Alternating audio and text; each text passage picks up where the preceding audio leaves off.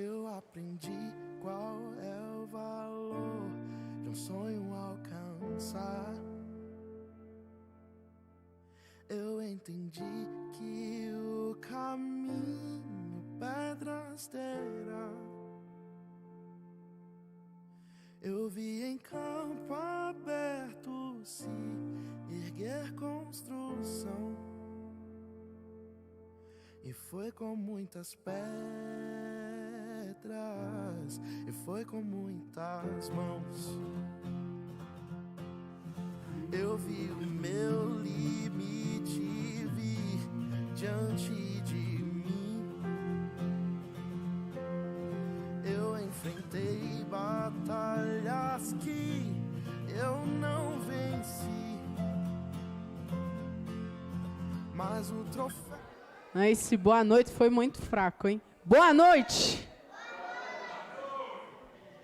Que bom que depois de um dia de trabalho, depois de um dia cansativo, de escola para quem estuda, de trabalho para quem trabalha, de dona do lar para quem fica no lar, agora é o momento da gente acalmar os nossos corações, se aquietar um pouco, mas também é momento da gente colocar o nosso louvor para fora, não para homens, mas sim para o nosso Deus. Agora é momento da gente louvar, glorificar e exaltar o teu santo nome. Mas antes disso, tem um momento do sorteio. Todo mundo pegou o papelzinho do sorteio? Levanta a mão aí. Ninguém? Deixa a mão levantada quem não pegou. Quem não pegou. Lid, não é esse não, é o que está com o irmão Joel. Esse é o... Quem não pegou ainda, levanta a mão que o irmão Joel vai chegar até você.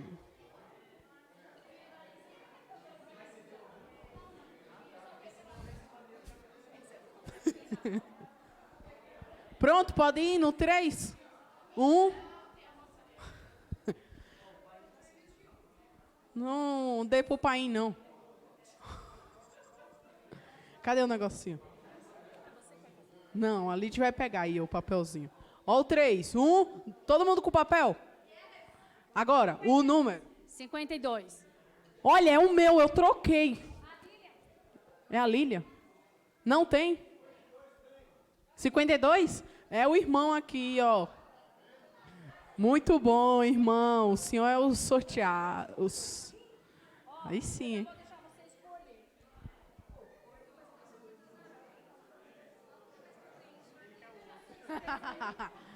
E o próximo número?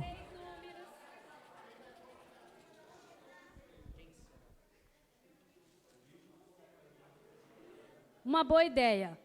51. 51. 51, ninguém.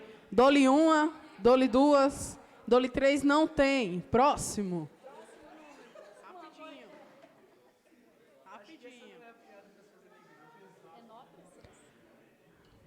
Ah, o meu é o 5. É 9. 9. 9, número 9, número 9.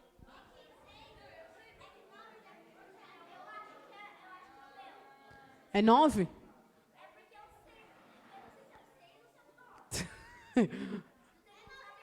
Eu acho que aí é 60, então, ou é 90. Porque tem um 0 na frente. É, tá vendo? Isso. 60, gente. Um erro de... Número 60? Ninguém? Mais um, Lid. 5, vai, 5. 19. 19. Ixi, chegou perto aí. Ninguém? Vai, Lid, rapidão. Olha, são quantos números tem que 13, 13. Aê, Tainá. Vai pro próximo já, vai pro próximo. 5, vai, 5. Ih, 53.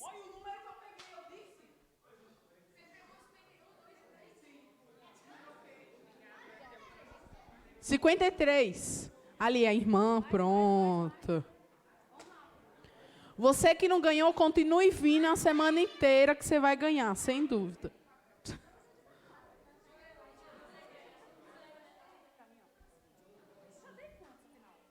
3. Mais um. Mais um? 3. Não. Dou-lhe uma, dou-lhe duas, 2, 3. Não, mais um, Lite. Nem baralhei. 2. 2? Não, isso aí, não.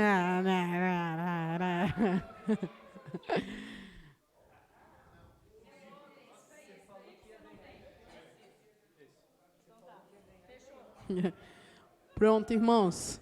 Agora vamos louvar o nosso Deus com a música Maior que Tudo.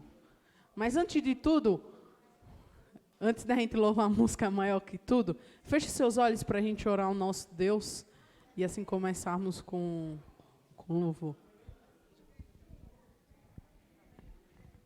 Oremos. Santo e maravilhoso Deus, nós somos gratos a Ti, Senhor, por tudo que o Senhor tem feito em nossas vidas. Não temos como começar uma programação dessa tão especial sem antes Te pedir que o Senhor se faça presente aqui em nosso meio, sem antes Te pedir que o Senhor sente ao nosso lado e se faça presente no nosso ladinho e que possamos sentir o Teu Santo Espírito bem de perto. Obrigado por tudo que tem feito em nossas vidas, em nome de Jesus, amém. Amém.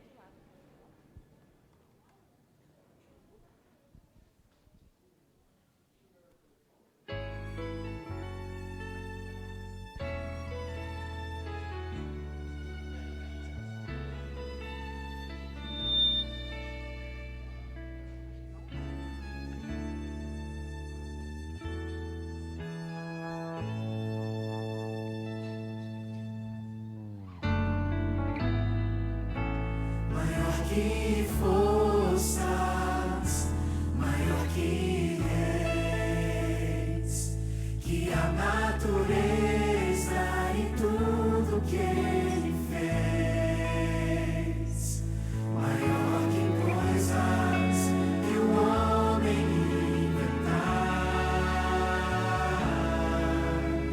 No princípio Deus estava lá. Maior que reinos? Maior que reinos e posições. Que as maravilhas. Que as maravilhas de todas as nações. Maior que bens. Maior que bens e o ouro que existir. Seu amor não pode se medir. Louva nosso Deus mais na cruz. Mas na cruz, por amor de mim, morreu Jesus, sozinho até o fim. Mesmo assim, em humilhação, morrendo só, pensando em mim. Foi maior. Louva nosso Deus. Maior que forças, maior que reis, que a natureza e tudo que Ele fez. Você tem noção desse amor? Maior que coisas que o homem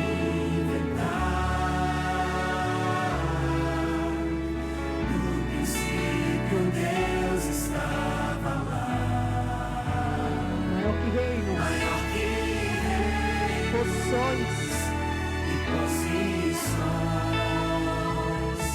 Que as maravilhas de todas as nações. Maior que bens e o ouro que existir. Seu amor não pode se medir.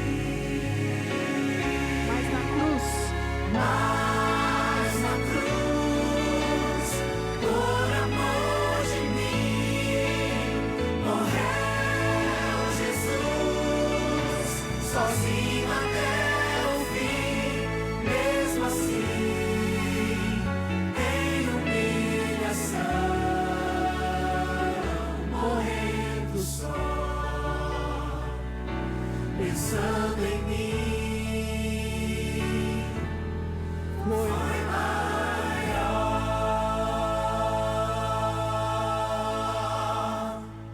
Amém? Agora nós iremos cantar a música de Jesus Venceu, porque sem dúvida, Ele venceu. É uma música que, se você ainda não aprendeu, a gente vai ter ao longo dessa semana para aprender juntos. Então vamos louvar o nosso Deus.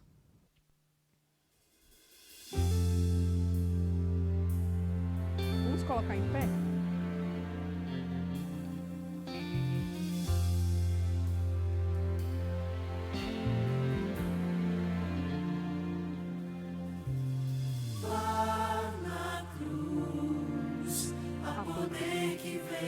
A morte lá na cruz, a certeza do perdão em Jesus, a completa liberdade. Não há mais condenação. Jesus venceu, sim, Jesus venceu. Ao clamar está consumado, o inimigo enfim foi derrotado. Ele venceu, Jesus a morte venceu. Os anjos celebram com grande alegria, triunfam a vitória daquele que tudo deixou pra ser o Salvador.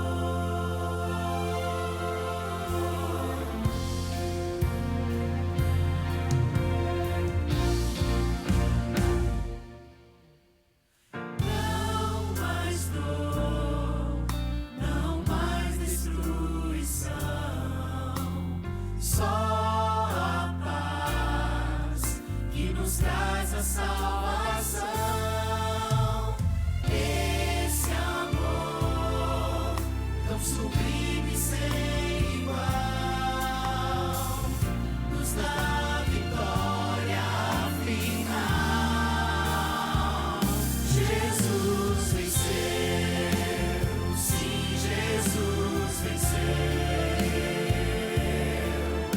Ao clamar está consumado, o inimigo enfim foi derrotado. Ele venceu, Jesus a morte venceu. Os anjos celebram com grande alegria, triunfam a vitória daquele que tudo deixou pra ser o Salvador. Cante com grande alegria, Jesus venceu. Jesus venceu, sim, Jesus venceu. Ao clamar está consumado, o inimigo enfim foi derrotado. Ele venceu, Jesus a morte venceu. Os anjos celebram com grande alegria, triunfam a vitória daquele que tudo deixou pra ser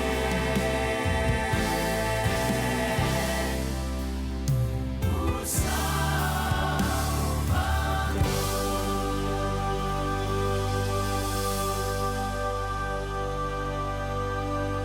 Amém?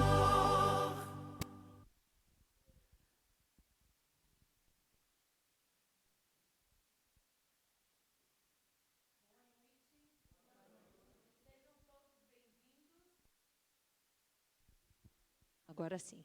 Desculpe aí, gente. Sejam todos bem-vindos aqui à Casa do Senhor. Nós estamos numa semana muito especial, que é a Semana Santa, e nós temos aqui uma caixinha de oração. Essa caixinha de oração está ali na mesinha de entrada, e aqueles que ainda não puseram o seu pedido aqui, Então, na saída, faça o seu pedido de oração, ponha na caixinha, que nós teremos pessoas que estarão orando especialmente por esses pedidos, tá bom? Eu convido agora vocês para que se coloquem de joelhos, aqueles que puderem, e nós vamos fazer a nossa oração inicial.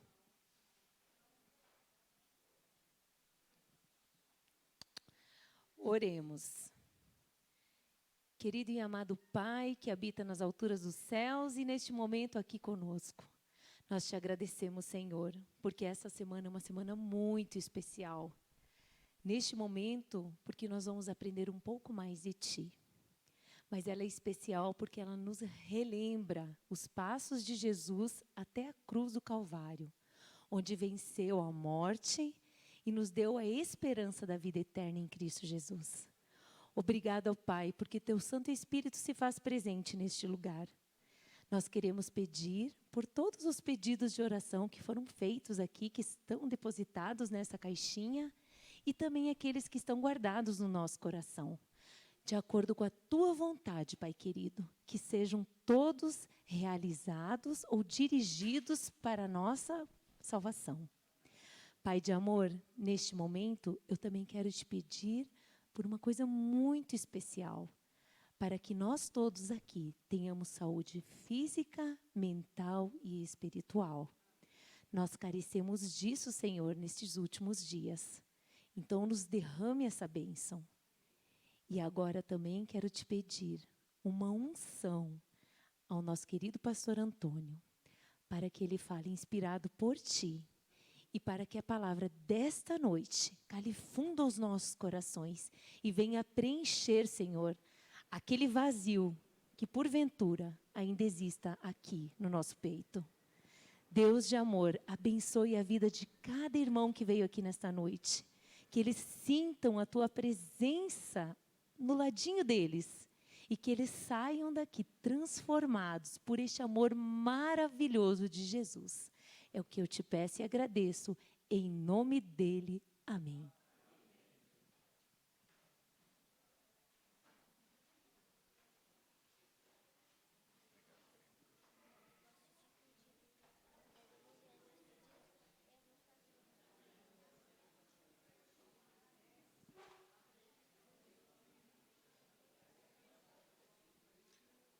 Boa noite a todos, sejam muito bem-vindos. Eu vou só trocar o microfone, que eu acho que o vermelho acho que foi preparado para mim aqui. Não sei, é esse mesmo, né?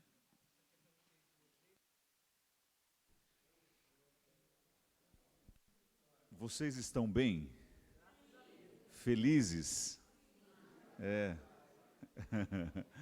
Eu estou muito feliz de receber vocês aqui essa semana, uma semana muito especial, e é uma pena que passa rápido, viu? Vocês vão... Isso, eu ia falar para acender as luzes, né? Mas é que eu não gosto de ficar repetindo que eu sou o mais bonito e iluminado, né? Porque aí pode parecer orgulho, né? E vocês vão pensar que eu acredito nisso de verdade, né? Esse é um grande problema, né? Mas é uma alegria receber você aqui. Essas noites, quem está gostando aqui da semana? Eu estou fazendo uma pergunta, eu sei que é uma pergunta que você pode pensar assim, se a gente está gostando é porque a gente está vindo, né? Então é sinal de que a gente está gostando.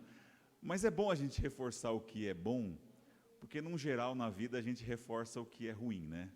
A gente sempre fica lembrando, remoendo situações, e a gente tem essa semana especial para a gente poder realmente viver um tempo diferente. É uma alegria mesmo ter você aqui. E ontem a gente falou, aliás, qual é o livro da Bíblia que a gente está estudando? João. Muito bem. O Evangelho segundo João foi escrito, você se lembra lá, né? Eu falei para você, no finalzinho da vida do profeta, ou do apóstolo, ou do discípulo, como você queira chamá-lo, os três títulos estão de acordo, tá? Foi escrito no finalzinho, entre os anos 95 e 100 da nossa era. João escreveu o livro na cidade de Éfeso, e ele era o último elo, né? Ele era a última testemunha ocular dos fatos. Não tinha mais ninguém vivo daquela época. João estava morrendo, ou estava para morrer, e ele resolve deixar uma espécie de legado para as futuras gerações. E aí ele escreve, lá no capítulo 20, eu não vou abrir de novo, só estou repetindo para você gravar isso com você. É importante que quando você faz uma leitura da Bíblia, você entenda o propósito do livro, quem escreveu, para quem foi escrito, quando escreveu, tudo isso é extremamente importante. E o que está escrito? A gente primeiro trabalha esses elementos externos ao texto, que são extremamente importantes, a autoria, datação, localização da escrita, porque isso vai explicar muita coisa que não está escrita no texto, tá? Mas João foi muito legal com a gente, porque ele falou, o objetivo do meu escrito é esse, né? Ele disse, eu escrevi esses sinais para que vocês creiam que Jesus é o Cristo e que crendo tenhais vida em seu nome. Na verdade, João fala que Jesus fez muito mais coisas do que ele registrou, mas aqueles sinais que ele registrou estão ali registrados para que você creia, ou seja, João tem um objetivo muito claro na mente dele. João quer registrar aquilo que Jesus fez com o objetivo de que você acredite mesmo sem ter visto. João, ele prepara o leitor para viver sem a presença física de Jesus. João foi legal com a gente. E o que ele escreveu foi demais. Ontem a gente viu que Jesus se encontra, e Jesus faz questão de ter esse encontro com um homem chamado Nicodemos. Ele se encontra na madrugada, na calada da noite. Ele se encontra com esse homem que era um homem extremamente prestigiado em Israel. O texto bíblico diz ali que ele era um dos principais dos fariseus. E aí a gente viu que no texto do capítulo 3, o texto termina e a conversa parece que fica sem conclusão. O leitor, quando lê o texto do capítulo 3, pensa assim, será que Nicodemos se converteu? E eu sei que eu estou usando uma expressão muito cristã, viu? Porque hoje, se você chegar para um judeu e falar assim, você precisa de conversão, ele não entende isso. Aliás, ele não aceita isso. Essa palavra conversão para ele não é bem vista. Eu estou usando uma linguagem aqui porque a gente está num ambiente cristão, tá? Mas eu tenho o respeito de entender que o judeu entende que ele não se converte, ele se completa. É uma coisa deles e a gente de alguma maneira respeita, porque de alguma maneira o judeu realmente procura seguir, claro, eu estou dizendo do judeu praticante, né? Ele procura seguir os preceitos bíblicos. Hoje, de maneira geral, o judaísmo ele é muito dividido, né? Você falar de judaísmo é um erro, a gente precisa falar de judaísmos. Assim como falar de cristianismo é um erro, a gente precisa falar de cristianismos. É por isso que eu sempre oriento as pessoas assim, diga para a pessoa, quando te perguntarem qual que é a sua fé, diga assim, eu sou uma adventista do sétimo dia. Eu sempre oriento as pessoas a dizerem isso, porque mesmo que a pessoa não saiba, e eu estou te dizendo a verdade, porque eu já conversei com alguns judeus, e eles não sabiam, por exemplo, eu tive a oportunidade de ir a Israel em 2010, quando eu estava me formando em teologia, e quando eu cheguei lá, eu conversei com dois irmãos, uma moça e um rapaz. E eu consegui conversar com eles, na verdade, porque eles vieram conversar comigo. A gente estava ali na praia do Mar Vermelho, na verdade, não pensem numa praia com areia, era uma praia com pedrinhas. Bem difícil de caminhar, viu? Uma praia com pedrinhas. Pedrinhas redondinhas, assim, mas pedrinhas. E eles falaram assim, a gente pode colocar nossas coisas aqui? Eu falei, pode colocar aqui. E aí eles foram, interessante, né? Aqui no Brasil a gente nunca faz isso, né? É impossível a gente fazer esse tipo de coisa. Pode colocar um desconhecido. Colocou lá as coisas, aí eles voltaram e perguntaram de onde eu era, o que eu fazia. Eu falei que eu estudava teologia, eles fizeram essa cara assim, teologia, o que é isso? Aí eu falei que eu estudava a Bíblia. Eles, Bíblia? Aí eu falei, a Torá. Ah, você estuda a Torá? Não acredito. Aí a conversa fluiu, porque você fala na língua dele, né? Você fala na língua... são palavras, termos... Então, quando ele fala assim, que ele se completa, você entende. Depois a conversa foi interessante, a gente trocou e-mails, mas a gente nunca conseguiu prosseguir na conversa. E a sinceridade, gente, que legal. Quando eu disse que eu guardava o sábado, que eu não comia carne de porco, aí ele falou, você é um judeu? Eu falei, não sou um judeu. Não, mas você é um judeu, você aceitou a aliança, você é o estrangeiro que aceitou. Eu falei assim, se você entende assim, então eu aceito, mas eu não sou um judeu. Aí eu falei, e vocês? As lágrimas desceram assim, sabe? Porque eles eram judeus que decidiram se afastar da fé. Assim, eles acreditavam, mas eles não iam à sinagoga, eles não tinham as práticas, e aquilo ali emocionou eles, de perceber que um estrangeiro despertou neles um ciúmes. E eu lembrei logo de Paulo, no capítulo 11 aos Romanos, que ele fala que os cristãos despertam ciúmes nos judeus, porque os cristãos foram chamados para um projeto de pregação mundial do Evangelho, de missão. Deus não rejeitou os judeus, mas Ele transferiu a missão para os cristãos. E é isso que a gente precisa entender. Hoje aqui eu quero falar um pouquinho sobre missão. Eu quero falar um pouquinho sobre uma pessoa rejeitada. E eu introduzi dessa maneira, propositalmente, porque eu sou chamado pelo judeu de Goi. Goi é o povo que não é o povo Am, que é o povo da aliança. Por isso que Abraão chama-se Avraam, pai de muitos povos. Am é para povo de Deus, esse finalzinho, quando você lê na sua Bíblia, Abraão lá, você lê o A, o tio e o O, no hebraico, na verdade, seria um A e um M, não um O. Mas tudo bem, mas não é bem o M, tá? É o mem, né? Mem sofite que eles utilizam lá. Bem, esquece que eu falei aqui. Eu estou falando de gramática hebraica. Mas assim, é o significado de povo, povo de Deus. Para eles eu sou um goi, e por isso tanta surpresa em que um goi guarde a aliança que ele não guardou. E de alguma maneira Deus vai nos usar. E eu creio que no final dos tempos, e os tempos estão chegando já no final mesmo, nós vamos de alguma maneira nos unir a judeus que receberão a Jesus como Messias. E assim nós vamos ver coisas incríveis acontecendo. Deus está guardando muita coisa que está em silêncio para a gente, está oculta para a gente, e que a gente não sabe. Deus está guardando. Eu tive uma experiência quando eu fui pastor auxiliar da Igreja Central Paulistana, quando uma judia, ela chegou para mim e ela falou assim, pastor, eu quero estudar a Bíblia.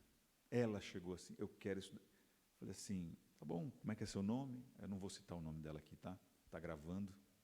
É verdade, eu tenho que preservar mesmo.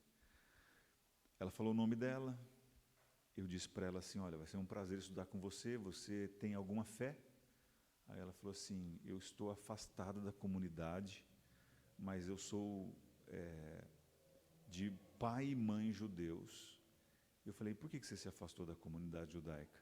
Que comunidade você frequentava? Ela falou assim, olha, eu frequentei uma comunidade ortodoxa, ela deu o nome, o endereço, ali no Bom Retiro para mim, mas na adolescência, como uma judia, eu acabei olhando para a forma como o brasileiro vive, e eu quis viver uma vida um pouco diferente. E aí eu fui congregar na CIP, na Comunidade Israelita Paulista, Rua Antônio Carlos. Estou te dando o endereço porque você não vai conseguir entrar lá. Aliás, você pode entrar lá, mas você vai ter que ligar lá, dar o seu RG, o seu CPF. Um mês antes, eles vão fazer eles vão vasculhar a sua vida para ver se autorizam você entrar. E você vai ver quando você chegar aqui na entrada da sinagoga, você vai falar, mas cadê a sinagoga? Cadê o pastor? Falou que tinha uma sinagoga aqui na rua Antônio Carlos, eu nunca vi uma sinagoga. É porque eles fazem questão de ser o mais discreto possível. Medo mesmo de atentado terrorista. Você chega na porta, tem uma mureta, porque se parar um carro-bomba, a mureta, bem, você vai falar loucura, né? Mas não é tão loucura. A nata paulistana frequenta ali aquele local. Até pouco tempo assim, na minha adolescência, o rabino que cuidava lá, o Henry Sobel, inclusive o dia que eu fui lá, ele estava lá, né? E assim, é um ambiente interessante, vale a pena você ir ver o culto de recepção do sábado deles, o Kabbalat Shabbat. É muito interessante. Bem, voltando a falar dessa mulher, e vocês vão ver que tem tudo a ver com a história de hoje. Ela contou um pouco da vida dela para mim, contou das dificuldades. Ela se casou com um marido brasileiro e, por isso, a família ortodoxa, de alguma maneira, se afastou dela, apesar dele também ter uma ascendência judaica, mas ele não tinha muita certeza dessa ascendência. Ela tinha, porque ela era de pai e mãe judeus. Bem, e aí eu perguntei para ela, como você me procurou? Como você me encontrou aqui? Ela falou assim, pastor, eu tive um sonho. Eu tenho um filho, você vai conhecê-lo. Esse filho está com 6 anos. E eu fiquei muito preocupada de como seria a educação do meu menino. E eu orei para Deus e eu falei assim, Senhor, me ajude, eu preciso educar o meu menino, mas eu não quero educar ele da forma como eu fui educada. Mas eu quero educar ele com os princípios judaicos, mas não com a rigidez com que eu fui educada. E eu orei. Quer dizer, ela falou, eu rezei, né? Ela falou. E Deus me impressionou com um sonho à noite.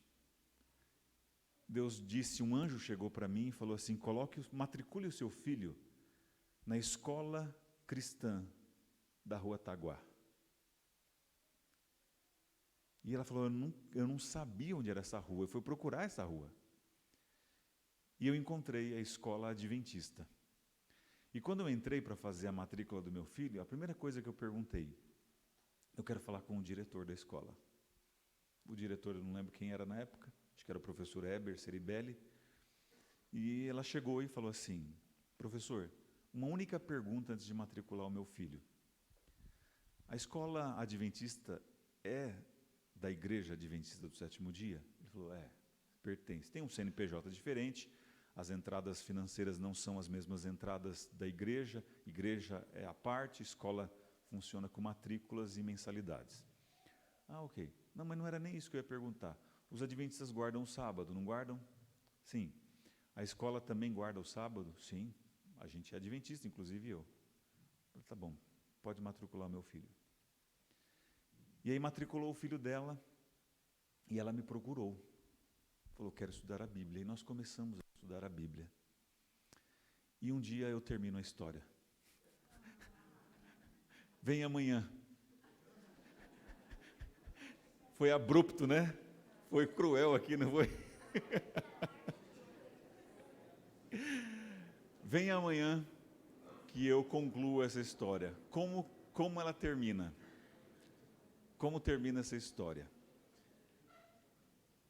Nós somos chamados para uma missão, e essa missão é maior do que o pastor da igreja, essa missão é maior do que você, essa missão é maior que a organização adventista. Nós somos chamados para cumprir uma missão. E eu quero ler o texto bíblico nessa noite, eu quero que você abra a palavra de Deus, no capítulo 4. Eu vou terminar a história no final, então, só para você não ficar chateado. Não, eu termino no final. Eu vi que houve uma decepção, assim. Vocês estavam tão concentrados aqui na história, né? E eu conto poucas histórias. Eu conto poucas histórias porque eu não gosto de expor as pessoas. Mas eu tenho uma coletânea de histórias por onde eu já passei, viu? Mas eu vou contar a história e... Bem, deixa para o final. No final eu conto de hoje.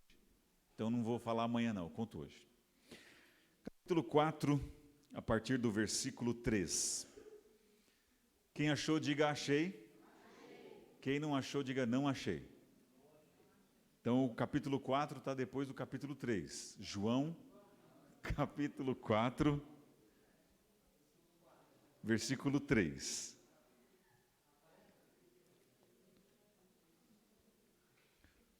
Podemos seguir aqui?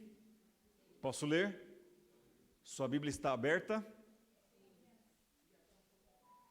Não estou sentindo firmeza aí. Sua Bíblia está aberta? Sim. Seu coração está aberto? Sim. Sua mente está aberta? Sim. Feche os seus olhos apenas, oremos. Eterno nosso Pai e nosso Rei, louvado seja o nome do Senhor nessa noite de terça-feira, uma noite agradável. Nos reunimos aqui debaixo da bandeira ensanguentada de Emanuel, Deus conosco, e queremos ouvir a voz do Senhor. Não estamos aqui reunidos para ouvir um pregador, para ouvir um homem, para ouvir um pastor, mas estamos aqui reunidos para ouvir o Senhor falar conosco. Vamos ler aqui o texto que está em João capítulo 4. Usa-me, enche-me com teu Santo Espírito, Senhor, pois mais cheio quero estar. Eu, o menor dos teus vasos, posso muito transbordar. Conceda teu Espírito a esta congregação dos santos, que eles possam ter a mente aberta, o coração aberto, ambos abertos à influência do teu Santo Espírito. Por Jesus eu oro. Amém. Palavra do Senhor. Deixando a Judeia, retirando-se outra vez para a Galileia, e era-lhe necessário passar pela região da Samaria. Assim Jesus chegou a uma cidade samaritana chamada Sicar, perto das terras que Jacó tinha dado a seu filho. Ali ficava o poço de Jacó. Cansado da viagem, Jesus sentou-se junto ao poço. Era por volta do meio-dia. Nisso veio uma mulher samaritana tirar água. Deixa eu parar aqui. O texto diz para mim que era necessário que Jesus passasse por Samaria. Jesus estava voltando para a Galileia. Jesus estava na Judeia e estava voltando para a Galileia. Você tem basicamente 3 grandes regiões. Na verdade, você tem 4 grandes. Se você pegar um atlas bíblico, você vai ter 4 grandes regiões em Israel. Você vai ter o norte, que é a Galileia. Você vai ter o centro, que está Samaria. Você vai ter o sul, que é a Galileia. E você vai ter do lado do Jordão, para além do Jordão, a região transjordânica, que é Decápolis. Basicamente, você vai ter essas 4 grandes regiões em Israel, macro-regiões. Quando o texto fala que era necessário que Jesus passasse por Samaria, na verdade não é que ele precisaria passar exatamente naquele lugar. Ele poderia desviar o caminho, como muitos judeus faziam. Eles iam margeando ali o Jordão, alguns até atravessavam para a região transjordânica, justamente para não passar em Samaria, porque os judeus eles eram inimigos dos samaritanos, e só para não ser injusto, os samaritanos eram também inimigos dos judeus. E essa inimizade não se dava por uma questão étnica. Não é porque eram 2 povos diferentes, mas é porque os samaritanos haviam se misturado. Lembra que eu contei a história de que quando essa pessoa que eu contei a história se casou, ela era de família judia, ela se casou com um brasileiro que tinha uma ascendência judaica, mas ele era misturado, a família não recebeu bem. A questão sempre foi essa, não é uma questão de preconceito com uma outra raça, até porque não existe uma outra raça além da raça humana.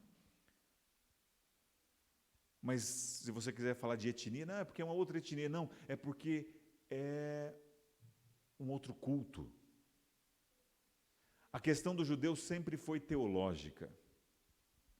A questão com o samaritano era uma questão do texto. Eles tinham um Pentateuco samaritano, que era um Pentateuco diferente do Pentateuco que os judeus tinham. O problema deles não era outro senão, claro, eu estou tentando aqui ser didático. E às vezes, na hora que a gente é didático, a gente comete erros. Nem todo mundo pensava assim. Havia sim um preconceito, o cara olhava para outro povo, ele era preconceituoso sim. Mas eu estou tentando ser didático, que o maior problema, é isso que eu estou dizendo, o maior problema era a questão teológica. Porque eles tinham um local de adoração, diferente do judeu que era em Jerusalém. E aqui o texto fala que era necessário que Jesus passasse. Não necessariamente Jesus precisava passar em Sicar. Sicar hoje é a atual Nablus, que fica na Cisjordânia, território que ainda é um território fora de Israel. É um território da autoridade palestina. Não sei se eu estou errando aqui a geopolítica, até porque eu não entendo nada de geopolítica, mas é a Cisjordânia, com toda certeza. Pode dar um Google lá que você vai encontrar. A cidade de Nablus, distante aproximadamente entre 60 e 70, não vou saber precisar agora aqui, depois você dá um Google, você vai ver lá. Eu acho que é 63, se eu não estou enganado, quilômetros de Jerusalém. Não dá o Google agora não, senão você não vai prestar atenção no meu sermão e você vai falar assim, o pastor deu uma informação errada. Mas se eu não me engano, são 63 quilômetros de distância de Jerusalém, hein? Entre 60 e 70, para não errar. Jesus saiu de lá, da Judéia, de Jerusalém, e ele está indo para Galiléia. Então ele percorreu ali aproximadamente 60, 70 quilômetros. Ele estava cansado da viagem. Ele não precisava necessariamente passar por ali, claro que era o caminho mais curto, mas ele poderia ter desviado, como todo o bom judeu, entre aspas, fazia. Não passava em Samaria, mas Jesus tinha um objetivo, ele queria se encontrar com essa mulher. Ele queria se encontrar com essa mulher.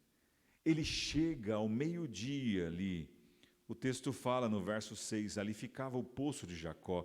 Cansado da viagem, Jesus sentou-se junto ao poço, era por volta do meio-dia. Nisso veio uma mulher samaritana tirar água. Jesus lhe disse, dê-me um pouco de água. Pois os seus discípulos tinham ido à cidade comprar alimento. Então a mulher samaritana perguntou a Jesus, como sendo o Senhor um judeu, pede água a mim, que sou mulher samaritana? Ela dá uma bronca. Jesus usou a melhor estratégia. Ninguém poderia negar água para um viajante cansado. Era contra as regras de etiqueta, mesmo para um samaritano, se bem que muitos negavam. Jesus chega e ele pede, Jesus nesse momento é vulnerável, ou pelo menos ele se faz de vulnerável, para alcançar aquela mulher que estava vulnerável. Porque ela vai buscar água no meio do dia. As mulheres não buscavam, era uma tarefa feminina.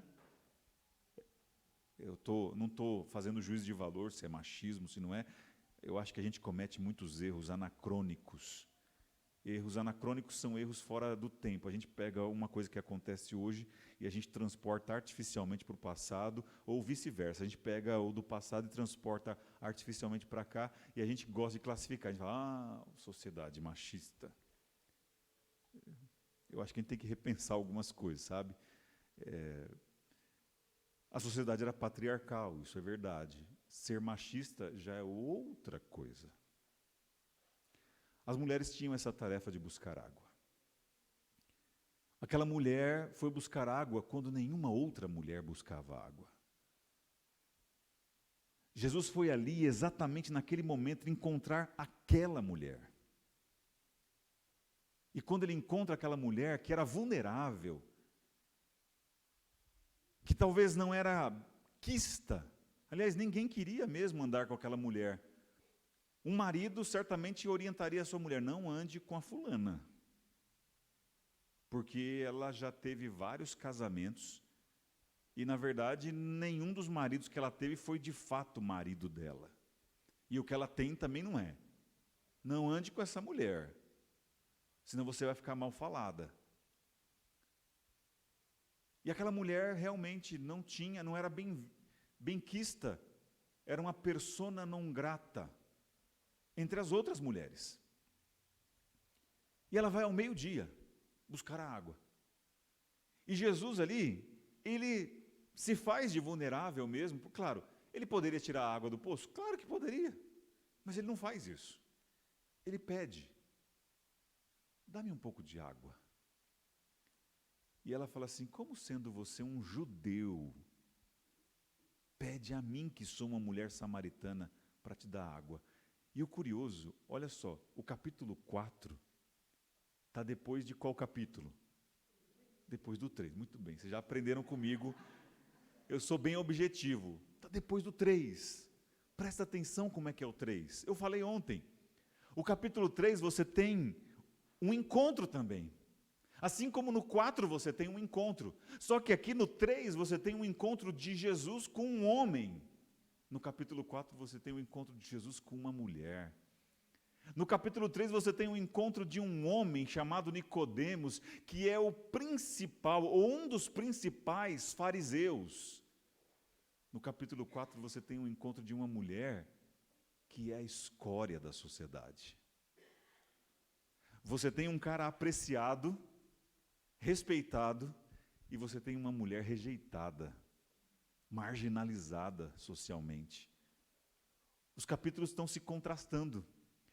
Nicodemos se encontra com Jesus na calada da noite. O texto fala, era noite quando ele foi se encontrar com Jesus, porque à noite você se mistura com as sombras, principalmente num país ou num local onde não havia energia elétrica, aliás, não havia energia elétrica em lugar nenhum do mundo naquela época, onde a iluminação pública era feita por tochas e só nas principais ruas, e se você quisesse caminhar num local totalmente escuro, você tinha que contar com o brilho da lua ou com uma pequena lamparina de barro para iluminar o caminho.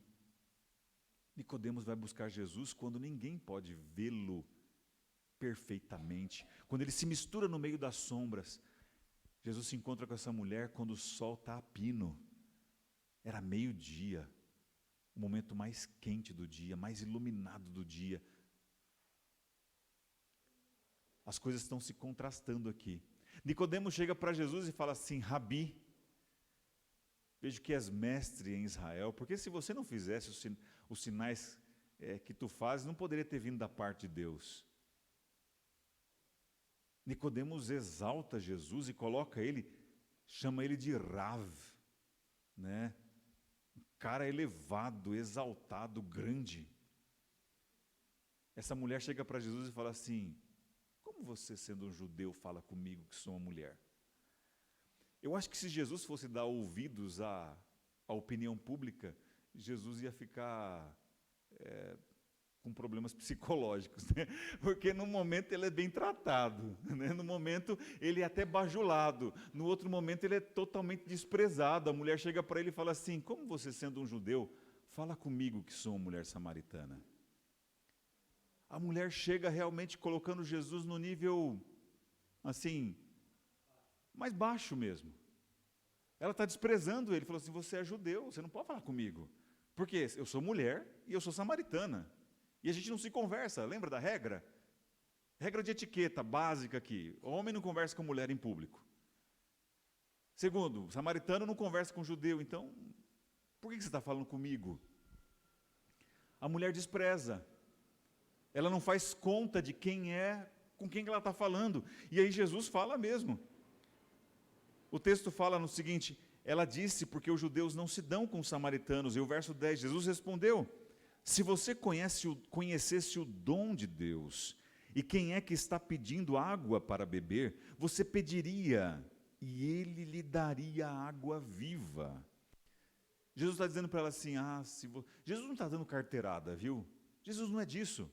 Mas Jesus está dizendo assim, puxa, que pena que ela não percebeu. Que pena que ela não percebeu que na verdade é ela que está precisando, não sou eu. Jesus, olha, Jesus é extremamente gentil. Mas ele é profundamente cirúrgico nas ações dele. Jesus põe o dedo na ferida. Só que diferente da gente que põe o dedo na ferida para machucar, Jesus põe o dedo na ferida para curar. Vocês vão ver aqui como que Jesus é preciso. Olha, como disse Walter Wink, se Jesus não tivesse existido, nós não teríamos como tê-lo inventado. Jesus chega para essa mulher e ele começa o diálogo. Primeiro a mulher fala, como sendo tu um judeu? Jesus fala assim, olha, se você soubesse com quem você está falando, você pediria água, e eu daria para você água viva. Não é qualquer água, não é H2O, eu te daria água viva. Aí o verso 11, é o que a mulher respondeu, o Senhor não tem balde, e o poço é fundo. Ela ainda dá ela desdenha ainda, né? De onde vai conseguir essa água? Ela é irônica, né? De onde você vai conseguir essa água viva? Por acaso o Senhor é maior do que Jacó, o nosso pai, que nos deu o poço do qual ele mesmo bebeu, assim como os filhos e o gado? Olha só, a mulher já começa aqui já a comparar. Primeiro, como sendo tu um judeu, um simples judeu? Aí aqui ela compara Jesus com o pai da nação. Já aumentou aqui, já deu subiu um degrau. Quer dizer, na verdade ela está desenhando, mas ela subiu um degrau, né? Aliás, comparar um judeu com Jacó é muita coisa. Porque Jacó era o pai da nação. Jacó é Israel. É quem dá nome à nação. Por acaso você é maior do que Jacó? E aí Jesus responde, quem beber desta água voltará a ter sede. Mas aquele que beber da água que eu lhe der, nunca mais terá sede. Pelo contrário, a água que eu lhe der será nele uma fonte a jorrar para a vida eterna. A mulher lhe disse, Senhor, quero que me dê essa água para que eu não mais tenha sede, nem precise vir aqui para buscá-la. Está vendo? Era uma tarefa árdua para aquela mulher, ter que ir meio-dia buscar água. Era desagradável, no mínimo desagradável. Ela não gostava daquilo. E aquilo lembrava a condição social dela, marginalizada dela. E aí Jesus fala, olha, eu vou te dar água viva. O Senhor me dá dessa água, porque eu não quero mais voltar aqui. Jesus está atendendo, Jesus está coçando aonde está coçando. Jesus, ele é gentil, Jesus, ele é bondoso, mas Jesus não é alguém que é inocente nas suas intenções. Vocês vão me entender o que eu estou falando aqui. Jesus é intencional, é isso que eu estou dizendo. Jesus não faz por acaso. Ele não faz para massagear o ego. Ele não faz para trazer apenas alívio para a dor. Ele mexe numa situação que era cara para aquela mulher. Ele toca em pontos nevrálgicos da vida daquela mulher. Ele coça mesmo, porque assim, quando você está coçando as costas, né? E se você não alcança, quando você fala, coça aqui, coça aqui, coça aqui, coça aqui. Aí vem alguém e coça, não é? Dá um relaxamento, ufa, que bom. Jesus faz isso. Jesus sabe aonde é que está coçando. Jesus sabe aonde é que está pegando o negócio. E ele vai lá e põe o dedo na ferida. E se não é Jesus, às vezes dói quando alguém põe o dedo na ferida. Mas Jesus põe o dedo na ferida para curar. E aí o texto continua. A mulher fala, Senhor, me dê dessa água para que eu não tenha mais sede, nem precise vir aqui buscá-la. Verso 16 do capítulo 4, Jesus disse, vá, chame o seu marido e volte aqui. Quando Jesus consegue ganhar a confiança da mulher, ele volta naquele ponto inicial, que ela mesma começou. Como você, sendo um judeu, fala comigo que sou samaritana, mulher samaritana? Então vai lá e chama seu marido. Eu não posso continuar essa conversa sem ele. Está vendo? Jesus amarra as coisas, é muito legal isso aqui. Jesus amarra as coisas, ele não dá ponto sem nó.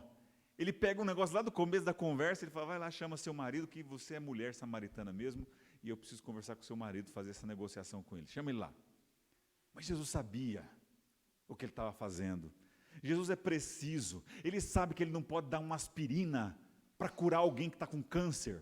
Ele sabe que quem está com câncer precisa de uma cirurgia. É um tratamento invasivo. Tem que ser uma cirurgia de extração das células malignas. Ele põe o dedo na ferida e fala, vai lá e chama seu marido. E aí ela fala, Verso 17, ao que respondeu a mulher: não tenho marido. Então Jesus lhe disse: você tem razão ao dizer que não tem marido, porque já teve 5, e esse que agora tem não é seu marido. O que você disse é verdade. A mulher então lhe disse: agora sei que o Senhor é um profeta. Gente, que coisa linda isso aqui. Uma conversa onde uma pessoa chegou desprezando ele. Jesus não se deixa afetar. A mulher fala assim: você é um simples judeu. E aí a conversa vai se desenrolando, se desdobrando. Ele fala: você é maior que Jacó? Ela chega ao ponto de dizer assim: vejo que você é um profeta. Ela muda a classificação de Jesus. Ela muda a condição de Jesus. Na cabeça dela, ela vai percebendo que ela não está falando com qualquer um. E ela fala assim: vejo que você é um profeta. E aí, como Jesus tocou no assunto do marido, assunto sensível, motivo daquela mulher estar lá meio-dia, ela quer mudar de ideia, mudar de assunto. Ela quer discutir teologia com Jesus. E ela fala assim: vejo que és profeta. E ela diz: nossos pais, verso 20, adoraram nesse monte, mas vocês dizem que em Jerusalém é o lugar onde se deve adorar. Jesus respondeu: mulher, acredite no que digo, vem a hora em que nem neste monte, nem em Jerusalém vocês adorarão o Pai. Vocês adoram o que não conhecem, nós adoramos o que conhecemos, porque a salvação vem dos judeus. Mas vem a hora, e já chegou, em que os verdadeiros adoradores adorarão ao Pai em espírito e em verdade, porque são esses que o Pai procura para seus adoradores. Deus é espírito, e é necessário que os seus adoradores o adorem em espírito e em verdade. A mulher quer discutir teologia. E eu sei, veja, guardadas as devidas proporções, o abismo gigantesco entre um pastor e Jesus, eu sei mais ou menos o que é isso. Porque as pessoas gostam de conversar comigo sobre teologia. Elas gostam muito. Elas falam assim: olha, pastor, você estudou isso? Eu estudei isso. Em que nível você estudou? Nesse nível. Ah, legal isso aqui. O que você acha disso? Aí, depois que elas percebem que eu sei alguma coisa, elas, o que você acha disso? Elas vão querer saber a minha opinião. Mas quando a gente fala de vida prática, quando eu chego, às vezes, num estudo bíblico, e eu estudo a Bíblia com a pessoa, eu chego no final e falo assim: você percebeu que você precisa mudar a sua vida? Porque eu só faço perguntas. Eu deixo a pessoa chegar às conclusões dela. Você percebeu que você precisa mudar a sua vida? Alguma coisa na sua vida? É um momento difícil de transição. Porque ninguém quer ter a vida descortinada, publicada. Ninguém quer falar de pecados. Ninguém quer falar de maus hábitos. O pessoal gosta de discutir teologia. Mas quando fala, e o que essa teologia serve para a sua vida? Foi o que aconteceu com essa mulher. Jesus fala: chama seu marido. Ah, Senhor, eu não tenho marido. Você disse bem. Ah, mas já que eu vejo que o Senhor é um profeta, me explica uma coisa: aonde a gente deve adorar a Deus? No Monte Ebal, no Monte Gerizim ou lá em Jerusalém? Que são os 2 montes que cercam ali a cidade de Sicar. Aonde a gente adora? Aí Jesus fala: nem aqui nem lá. A gente adora, na verdade não é num local exatamente, mas a gente adora uma pessoa. E a gente adora com uma atitude essa pessoa. A gente demonstra que adora ela, não exatamente quando a gente faz coisas. Claro, as coisas evidenciam, mas elas dão evidência daquilo que já vai no coração antes. E aí essa mulher chega para Jesus. Eu já estou indo para o final aqui da minha pregação. Ela chega para Jesus, verso 25, a mulher respondeu: eu sei que virá o Messias, chamado Cristo.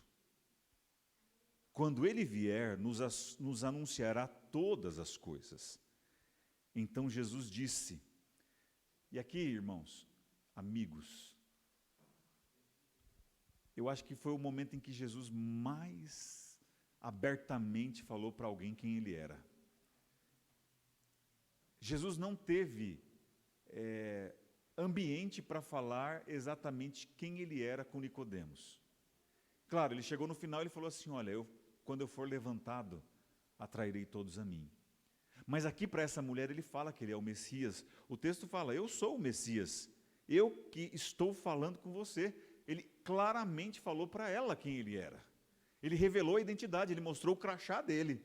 Ele mostrou a credencial dele para essa mulher. Verso 27, naquele momento chegaram os discípulos de Jesus e se admiraram ao vê-lo falando com uma mulher. Mas nenhum deles perguntou o que está querendo ou por que o Senhor está falando com ela. Quanto à mulher, deixou o seu cântaro, foi à cidade e disse ao povo, venham comigo e vejam um homem que me disse tudo o que eu já fiz. Não seria ele por acaso o Cristo?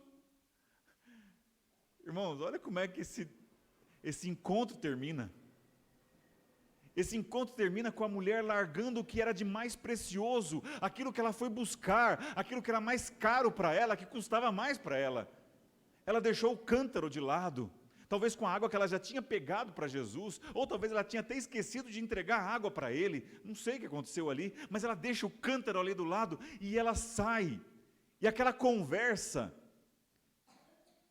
despretensiosa da parte dela, mas muito intencional da parte de Jesus, que começou com ela dizendo, como sendo você um judeu, termina com aquela mulher dizendo, venham, venham, será que ele é o Messias? Você é um judeu, por acaso você é maior que Jacó? Vejo que és profeta. Oh, por acaso será ele o Messias que nós aguardamos? Olha que interessante isso daqui. O meu tempo já se esgotou, mas eu queria te convidar para vir aqui amanhã. Amanhã a gente vai falar sobre fé, sobre acreditar.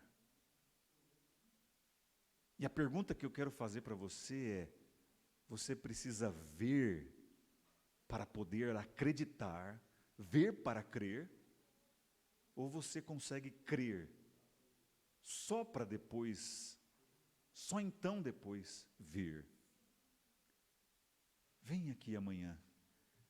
Essa mulher aqui se tornou uma missionária. E o cristão, ele nasce no reino de Deus como um missionário. Não tem como você não falar de Jesus. É impossível você escondê-lo. Impossível. Se você se encontrou com ele, e eu vou te dizer uma coisa, e eu termino com isso. Conversar com Jesus, dialogar com Jesus, ler a Bíblia, orar, são ações perigosas. E eu não tenho medo de perder o auditório. Eu não tenho medo ao dizer isso. Orar, ler a Bíblia, são coisas perigosas de se fazer. Porque na leitura da Bíblia, nós encontramos a vontade do céu, que se choca com a nossa, que faz a gente pensar e tira a gente da zona de conforto. Eu queria perguntar nessa noite, tem alguém aqui, eu não vou pedir para você levantar, mas amanhã eu vou fazer um apelo. Eu estou fazendo dia sim, dia não, mas você percebeu os meus apelos?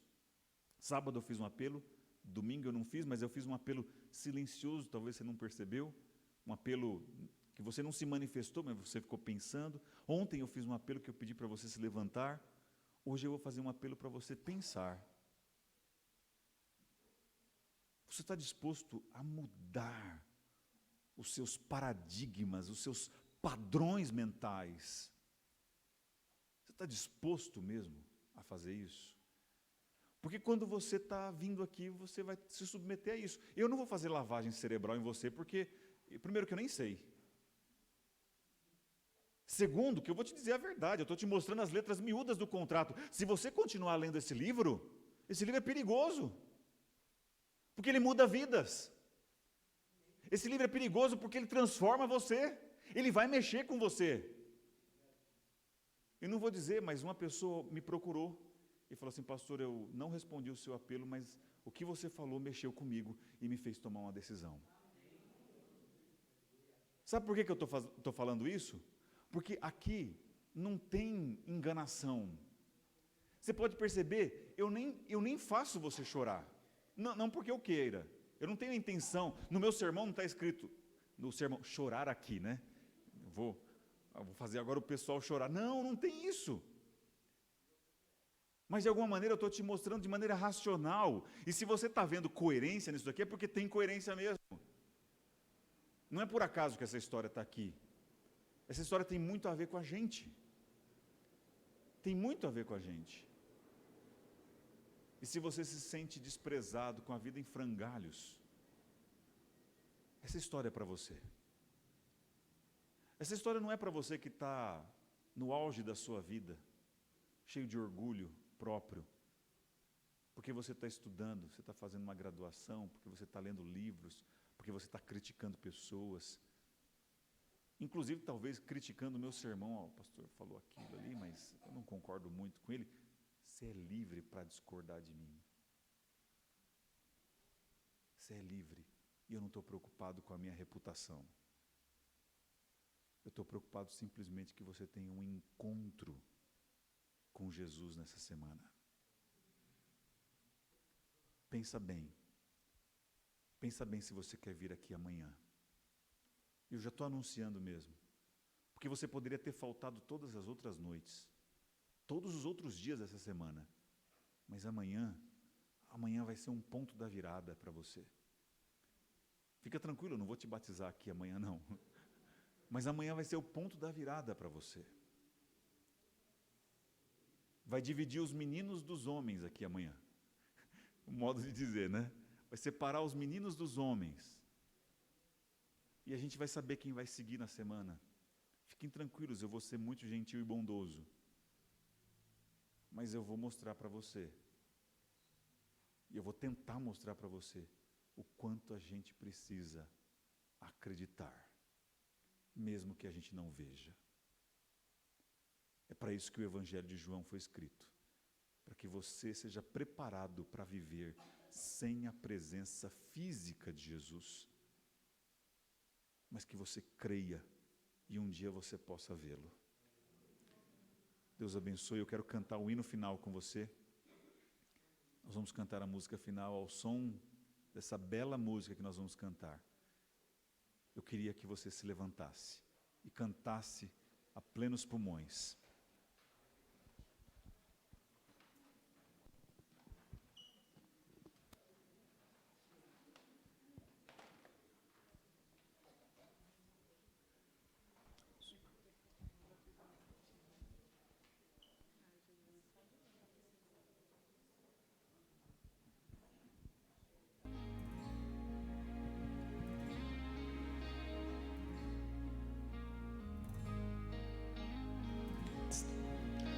Louva o nosso Deus, porque que Ele é digno de todo louvor, de toda honra. Morreu minha culpa, Jesus a vida deu, foi quebrantado, grande dor sofreu, o meu pecado Ele recebeu, sem ver bondade, chorou. Foi meu pecado que Ele carregou, foi esmagado por querer amar, e tudo isso foi em meu lugar. Se entregou por mim, morreu pra me salvar. Na cruz Jesus tomou o meu lugar.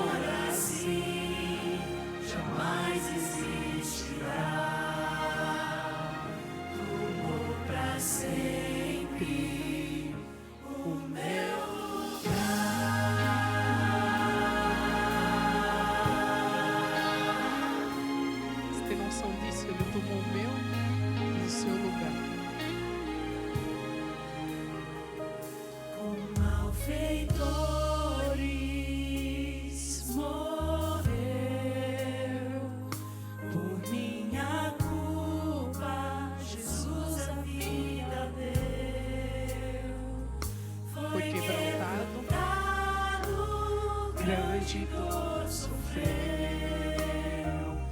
o meu pecado ele recebeu, sem ver bondade, chorou. Foi meu pecado que ele carregou, foi esmagado por querer amar, e tudo isso foi meu lugar. Se entregou por mim, morreu pra me salvar. Na cruz, Jesus tomou o meu lugar. Amor assim jamais existirá. Se entregar só pra me salvar. Quando foi Jesus, Cordeiro de Deus, Senhor da cruz, eternamente Rei. Amor assim jamais existirá. Tomou pra sempre o meu lugar. Amor assim jamais existirá. Tomou pra sempre o meu lugar.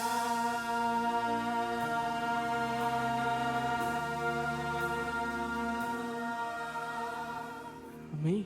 Amém. Eu estudei a Bíblia com aquela mulher durante alguns meses. Estudei junto com a Vanessa e a minha esposa. Junto com a minha esposa Vanessa. E nós chegamos a uma conclusão, na verdade ela chegou a uma conclusão, que ela precisaria ser batizada, recebendo Jesus como o Messias, como o Salvador dela. Quando nós chegamos a essa conclusão, eu digo nós porque na verdade foi ela que chegou, ela pediu para ser batizada. Nós estávamos nos preparativos para o batismo e nós marcamos o estudo seguinte e ela não apareceu. Eu fui até a escola, o filho não estava na escola. Telefonei, ela não atendeu.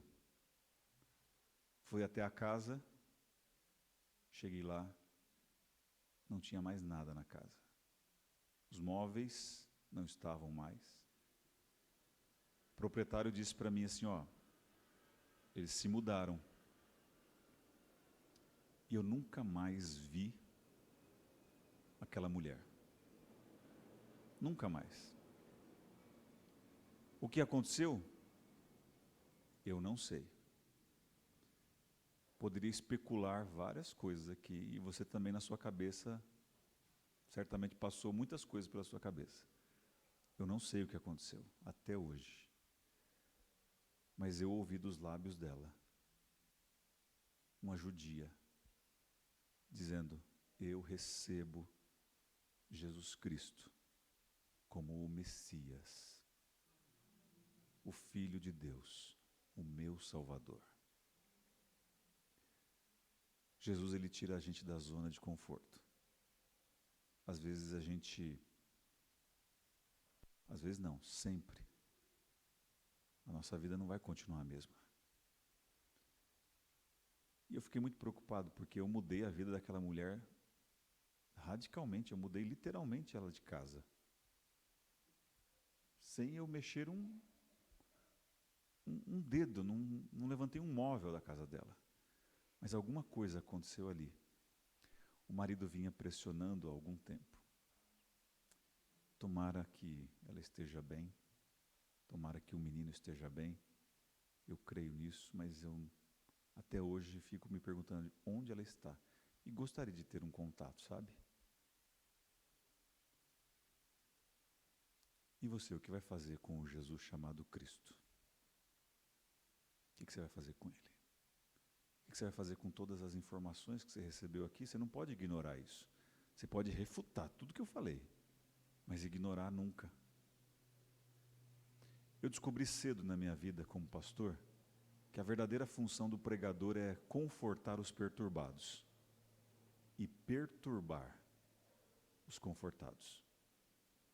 Que você saia daqui confortado por tudo que você ouviu e perturbado por tudo que você ouviu. Feche seus olhos. Eterno Deus, louvado seja o nome do Senhor. Nessa noite de terça-feira, uma noite que nós não esperávamos muita coisa. Nós fomos surpreendidos quando a Bíblia foi aberta. A tua palavra fora aberta e dela emanou vida para cada um de nós. Voltaremos para casa com a certeza de que não ouvimos um pregador, mas o Senhor falou através da Bíblia. Obrigado.